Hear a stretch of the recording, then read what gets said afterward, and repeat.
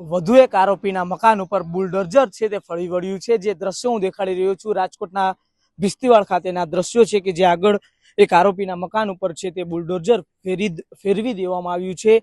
આ તમામ જે બુલડોઝર જે અહીંયા આવતાની સાથે જ ચુસ્ત પોલીસ બંદોબસ્ત વચ્ચે આ ડિમોલેશન છે તે કરવામાં આવ્યું છે અને હજુ પણ આગામી દિવસોમાં પણ જે યાદી છે તે તૈયાર કરવામાં આવી રહી છે અને આ જ રીતના જે પણ આરોપીઓનું નામ છે તે આ યાદીની અંદર આવશે તે તમામે તમામ આરોપીઓનું મકાન છે તે પાડી દેવામાં આવશે। જોઈ શકાય છે કે જે મોટું મકાન આવેલું હતું તે મકાનની અંદર જે આરોપી રહેતો હતો તે અનેક વખત આરોપોમાં આવી ચૂક્યો હતો અને તે બાદ આનું જે લિસ્ટમાં નામ છે તે તૈયાર કરવામાં આવ્યું હતું અને તે બાદ હવે આ આરોપીનું મકાન છે તે અહીંયા પાડી દેવામાં આવ્યું છે અને આવા અનેક આરોપીઓના મકાન છે તે આવનારા દિવસોમાં પણ પાડવાનું છે તે ચાલુ રાખવામાં આવશે અને હજુ પણ યાદી છે તે તૈયાર થઈ રહી છે। કેમેરા પર્સન મિતભાઈની સાથે Sahil Sappa, BS9 TV news, Rajkot.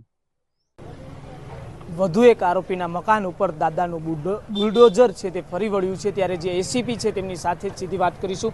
Madam, જે રીતના આખા જે ડીજીપી સાહેબના આદેશ બાદ આખું લિસ્ટ તૈયાર કરવામાં આવી રહ્યું છે, આ લિસ્ટના ભાગરૂપે જે આરોપીઓના નામ આવી રહ્યા છે તેનું મકાન પાડવામાં આવી રહ્યું છે। આજરોજ કેનું મકાન પાડવામાં આવ્યું ને તે કેટલી વખત ગુનામાં આવ્યું હતું?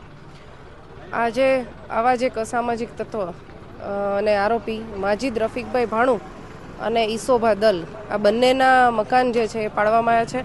આ લોકોએ સરકારી જગ્યા ઉપર ગેરકાયદેસર કબજો કરી મકાન બનાવી ત્યાં રહેતા હતા અને સાથે સાથે બાજુમાં ઓડીઓ બનાવી અને ભાડે આપતા હતા, એમાંથી એ કમાણી કરતા હતા। સાથે સાથે એ જે જગ્યાએ રહેતા હતા ત્યાં પણ ગેરકાયદેસર પ્રવૃત્તિ કરી અને આજુબાજુના જે લોકો છે એને હેરાન પરેશાન કરતા હતા। આમના વિરુદ્ધમાં 11થી વધારે ગુનાઓ રજીસ્ટર થયેલા છે, જેમાં ગુસ્સીટોક, મારામારી, રાયોટિંગ, પોલીસ ઉપર કે સરકારી નોકર પર હુમલો, આ પ્રકારના ઘણા ગુનાઓ દાખલ થયેલા છે। જેથી આ વ્યક્તિ છે એને આ ગેરકાયદેસર પ્રવૃત્તિ કરતો અટકાવવા માટે અને જે સરકારી જગ્યા પર દબાણ કરેલું છે એ ખોટી રીતે એનો ઉપયોગ કરતો હોય એને RMC અને PGVCLને સંકલનમાં રાખી અને દબાણ દૂર કરવામાં આવેલું છે। હજી તેની કોઈ મિલકત ઉપર છે તે બુલડોઝર ફેરવવામાં આવશે કે શું? આજે આવા અસામાજિક તત્વો છે તમામની મિલકતોની માહિતીઓ એકત્ર કરવામાં આવી રહી છે। એમાં જેની માહિતીઓ મળતી જાય છે એ પ્રમાણે RMC અને સરકારી તંત્ર બાકીના જે છે એમની સાથે સંકલન કરવામાં આવી રહ્યું છે। જે પણ અસામાજિક તત્વો છે એણે ગેરકાયદેસર જે દબાણ કર્યા છે, ગેરકાયદેસર બાંધકામ કર્યા છે એ તમામ દૂર કરવામાં આવશે।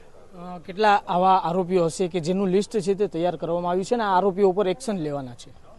રાજકોટ શહેરમાં આવા 756 જેટલા આરોપીઓનું લિસ્ટ તૈયાર કરવામાં આવ્યું છે અને રોજ અમુક વિસ્તારો લઈ અને એમના વિરુદ્ધ કાર્યવાહી કરવામાં આવી રહી છે।